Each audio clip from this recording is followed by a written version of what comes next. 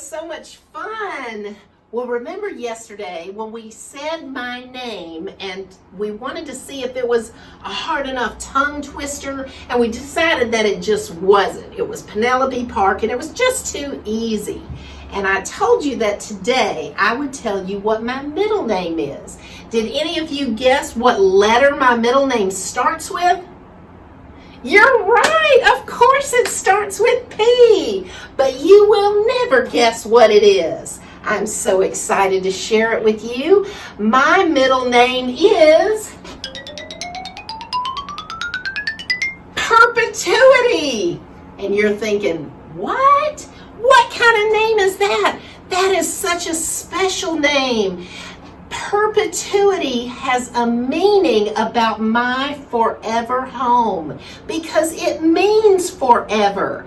And because I have Jesus in my heart, I'm going to live forever in perpetuity with Jesus. So we've been talking today about admitting, believing, and forever receiving. And forever is what my name means. So I want to see if we use my whole name, if we can make it a tongue twister.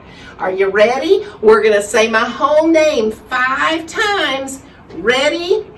Penelope Perpetuity Park, Penelope Perpetuity Park, Penelope Perpetuity Park, Penelope Perpetuity Park, Penelope Perpetuity Park. Oh my goodness, I heard you. You were fabulous. Oh, what a tongue twister you did. And I'm excited that I can see you forever as well. And to tell you how that can happen, I have another friend I want you to meet. Her name is Miss Brenda Clifton. Hi, how are you? Perpetuity. Yes, it is a great name, isn't it? I'm so proud to have that name. It is a great name. P. Woo, it's a tongue twister. It is, in perpetuity even has 2 P's. Woo, lots of P's. Miss Brenda is a real live first grade teacher. There is nobody that loves little children more than Miss Brenda. And you might have even seen her around Frederica Baptist Church. So Miss Brenda, I've got some questions for you. Have a seat. Let me interview you. Now I know you love little children. But all this week we've been talking about creation. Yes. And some of the things we've been talking about is the animal creation. So I was wondering, do you have a favorite animal? Well, most of all my boys and girls have heard about my puppy, my dogs. I love dogs. But you know what? One time I had a guinea pig when I was teaching in first grade. And do you know what her name was? Snickers. Snickers? Well, guess what? I love Snickers Me too. And guess what? She was named after my favorite candy bar. Oh, I wish we had some Snickers. Oh, me too. That'd be good. Well, Penelope Perpetuity Park, I will remember that's your favorite candy bar too. Woo.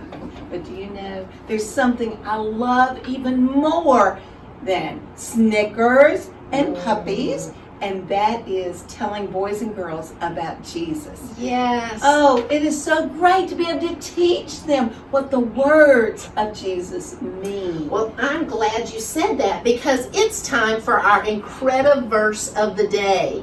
And Miss Brenda is here to talk to us about our Incredi-Verse. Oh, and it is one of my favorites, boys and girls. It's in Romans. Now, that is in the New Testament, Romans 10:9. There are going to be some special words I want you to look for.